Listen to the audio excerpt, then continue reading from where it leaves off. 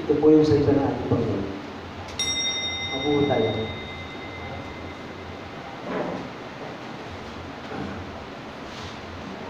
Bubuna po tayo. Isa tayo ng ating sermon. So, ito yung sinabi ng ating Panginoon kay Moses habang sila ay nasa ilang, nasa disyerto.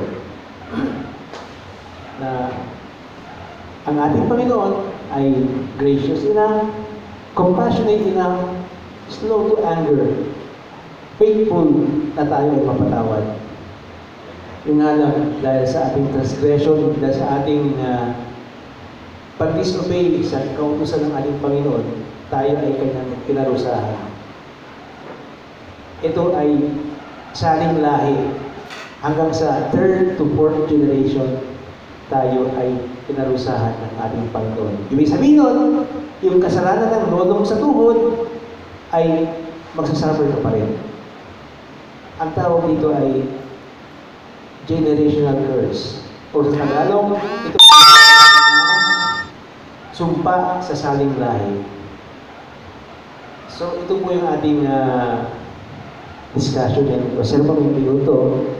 Ito pa rin ay magpapatuloy sa ating healing ministry. No? Dahil gusto ko, lahat ng kapatiran, lahat ng mga manampalataya ay gagaling, mawawala ang kanilang mga sakit. Tanong,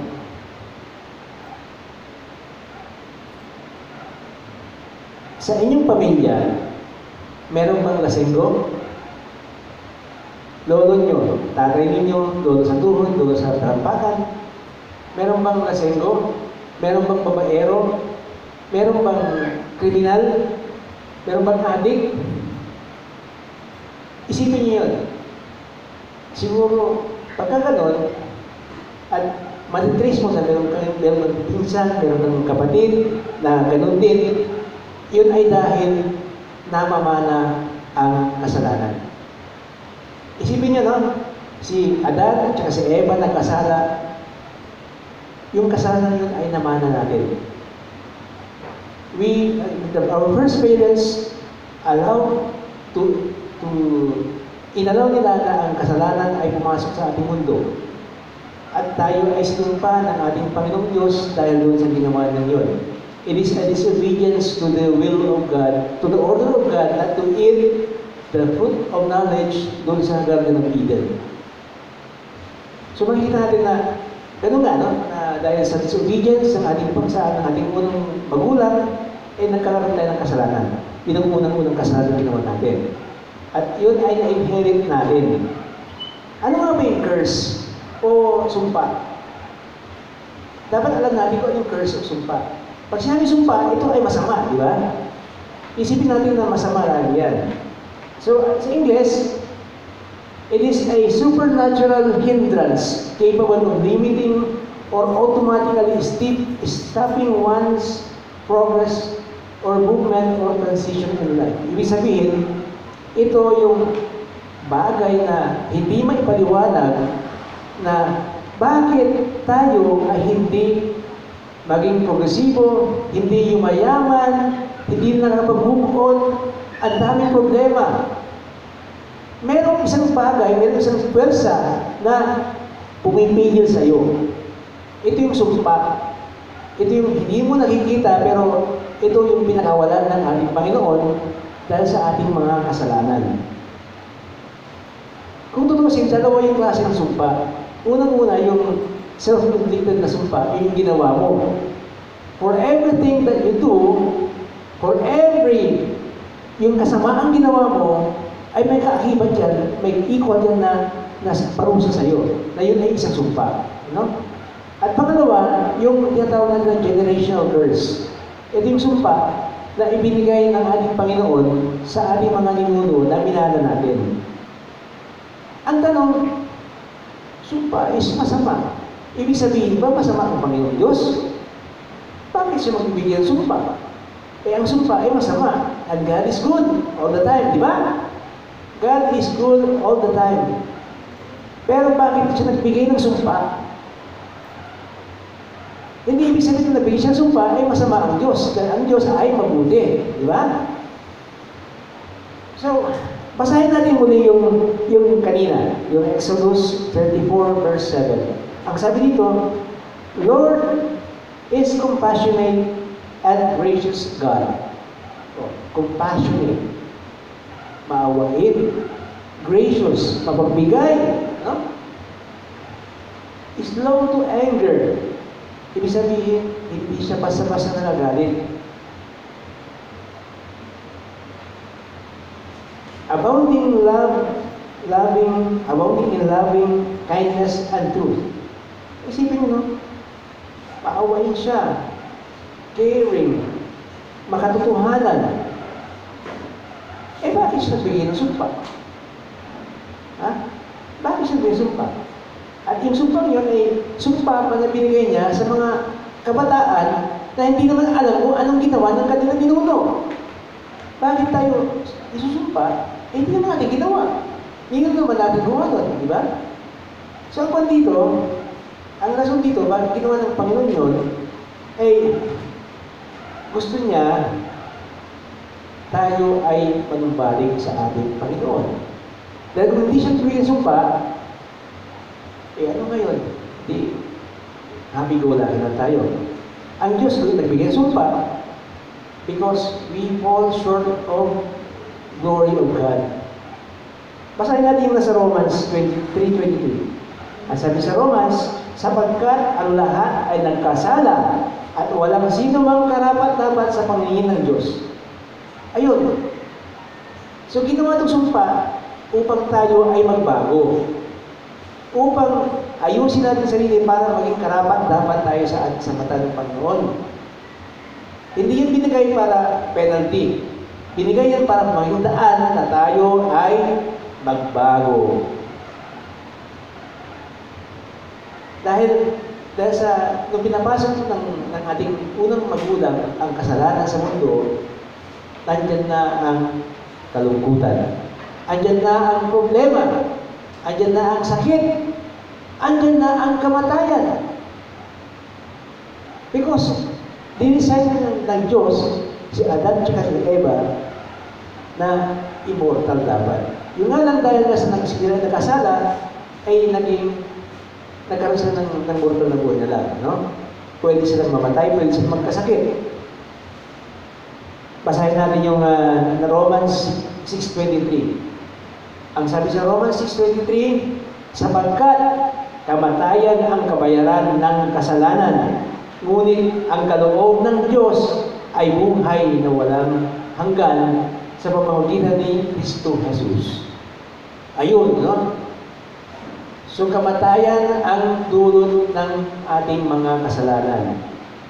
Napansin natin na, yun nga, sabi kanina, karamihan sa atin ay naghihirap sa ating buhay dahil sa sakit, dahil sa bisyo, dahil sa pag-uugali, dahil sa sirang pamilya. Ito ay dahil sa sumpa sa salig lahi. Sumpa yan na binigyan ng Panginoon natin sa ating mga ninuno na namana natin. Kaya kung ating isipin yung istorya ng ating pamilya, halimbawa ako, no? Ang aking lolo ay babaero, ang aking tatay ay babaero, mother side, father side, ganon. Ano ako? Sa tingin nyo? O parang ganon, no? Pero I tell you, dahil ako ay nagsisi, ako ay nagdasal, pinanalangin ko na mawala na yung curse na to. Thank God, maraming salamat sa ating Panginoon. Dahil yung curse, alam ko, wala na sa akin, hindi na nananahan sa akin, naputol na yun. Ibig sabihin, ang aking mga anak, ang aking mga apo, ay hindi na magmamana ng ganun na sumpa. So, ganun gawin natin. Mamaya ipaliwanag ko yan, no? So, merong sumpa dyan. Isipin yung pamilya niyo, ano ba yung tatay ko? Ano ba yung lolo ko? Baka yung lolo ko kriminal, baka yung lolo ko, ganito, may bisyo. Ganun, no? So, makikita natin na may pattern na nangyayari, no? May pattern. So, dapat yung pattern na yun ay ma-break natin. Mabuwag natin yun para magbago yung ating buhay, pati yung buhay ng ating mga anak, apo, kaapo-apuhan.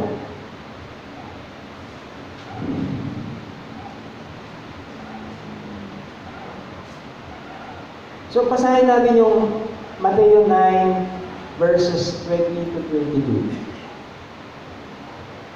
Basahin sa Tagalog.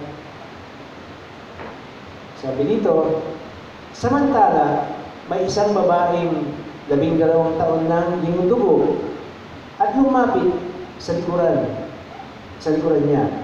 At hinipo niya ang laylayan ng kanyang damit. Ito yung laylayan ng damit ni Jesus Christ. Sapagkat sinabi niya sa kanyang sarili, kung mahihipo ko lamang ang kanyang damit, ay gagaling ako. Nang lumingon si Jesus, at nakita niya sinabi niya, anak, lakasan mo ang iyong loob.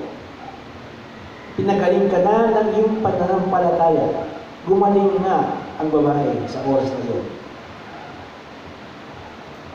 Ano ang koneksyon nitong binasa ko na nangyari sa panahon ni Jesus Christ sa ating paksa ngayon? Paano ka gagaling kung hindi mo tatanggapin na may sakit ka? Amen? Lahat po ba tayo may sakit? Lahat po ba tayo may problema? May karamdaman? Lahat tayo namamatay. Tanggapin natin yon. Pag hindi mo tatanggapin yon, hindi ka gagaling. Dahil nga sa ang kabayaran ng kasalanan ay kamatayan. Mamamatay tayo.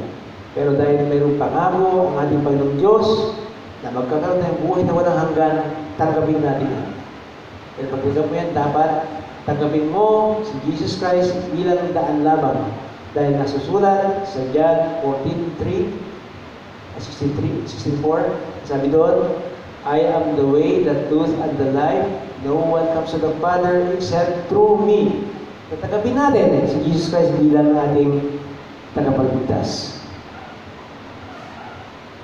So, basahin natin ang Exodus 15 verse 26. Kasi ito dito makikita natin kung ano yung mga sumpa na binigay sa atin. Dapat malaman natin kung ano yung mga sumpang yun, dahil kung hindi mo alam yun, paano mo siya i-review? Tanda natin i-review natin at may mga ibang paraan para tayo ay mawala sa sumpang ganun. Sabi sa Exodus verse 15:26, chapter 15 verse 26, ang sabi dito, nang sinabi kong yung diringgin ang buong tiyaga, ang tinig ng Panginoon mong Diyos ay iyong gagawin ang matuwid sa kanyang mga mata at susundin ang kanyang mga utos at tutuparin ang lahat ng kanyang batas. Wala akong ilalagay na karamdaman sa iyo, gaya ng nilagay ko sa mga taga-Ehipsyo, sapagkat ako ang Panginoon mong Diyos. Dito makikita natin na mayroon tayong 5 klase ng sumpa na nakukuha natin sa ating lahi. Una, ibig sumpa na galing sa Diyos sa tao dahil sa ating pagsuway. Ito yung ginawa ni Adan at ni Eva na sila ay isinumpa, pinalaya sa Garden ng Eden, binigyan ng sumpa na si Adan ay magpapatulong pawis bago niya magkakaroon ng bunga, sa pagsasama ng sakit, si Eva, pag siya ay manganak, at marami pang iba, no? So, ito yung sumpang binigay ng ating Panginoon sa tao. Pangalawa, ito yung sumpang galing sa tao na ginawa sa kapwa niya tao. Pag ikaw ay gumawa ng masama sa iyong kapwa, ay may sumpang darating din para sa iyo. Kaya dapat ating gawin yung utos ni Jesus Christ na mahalin mo ang iyong kapwa gaya ng pagmamahal mo sa sarili mo. Ganun yun, ano? Pangatlo, ito yung sumpa sa pagsamba sa mga Diyos-Diyosan. Galit na galit ang ating Panginoon sa mga taong nagsasamba sa mga Diyos-Diyosan. Ang tawag na idolatry. Dahil ang ating Panginoong Diyos ay mapanibugho, siloso. Kaya kailangan ang ating Panginoong si Diyos lamang, ang ating Ama, Kasi Yahweh ang ating sambahin lamang. Susunod yung pang-apat, yung sumpa sa, yung paulit-ulit, even pattern kung tawagin natin. Pag napansin mo na yung ninuno ay ganito, tapos yung natay mo ganito, ikaw ganon, sumpa na dapat natin mag-break. Tapos yung sunod ay yung panglima ay yung sumpa sa sakit natin na nararamdaman. Sakit sa pag-iisip, sakit sa katawan, yan ay isang sumpa. Kaya dapat putulin natin yung sumpang yan. At hindi lamang ito sa pamamagitan ng sinasabi, I rebuke, I cancel all those sickness. Hindi. Hindi lang po doon matatapos yan. I rebuke, I cancel that I am a sinner. Hindi po yun enough. Bakit hindi enough? Basahin natin ng James chapter 5 verse 14 to 15. Ang sabi dito, kay Santiago, may sakit ba ang sino man sa inyo? Ipatawag niyo ang matatanda ng iglesia at kanilang ipapanalangin siya at siya ay papahiran ng langis sa pangalan ng ating Panginoong Jesucristo. Ang panalangin na may pananampalataya ay makakapagligtas sa may sakit at ibabangon siya ng Panginoon. At kung siya ay nagkasala, siya ay papatawarin. Ayun, anong kailangan natin? Kailangan natin humingi ng tawad. So hingi tayo ng panalangin. Kailangan ng ating mga leaders ay ipanalangin mga kapatiran na sila ay gagaling, sila ay pinabahir ng langis. At dapat ikaw mismo, you must repent for your sins. Kaya hindi enough yung I rebuke, I cancel my sickness. Hindi enough. Kailangan may kasamang pagsisisi. Hindi rin enough yung pagpapahid ko ng langis sa inyo. Kasi kahit pahid ko ng langis, kung hindi naman kayo taos-pusong nagsasisi sa mga kasalanan ninyo, ay wala epekto yun.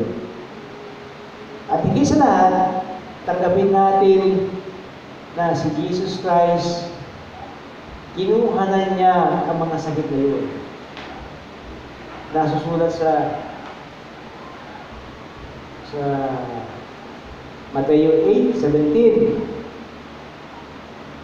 Ito ay upang matupad ang sinabi na sa pamamagitan ni Propeta Isaias, kinuha niya ang ating mga sakit at pinagaan ang ating mga karamdaman.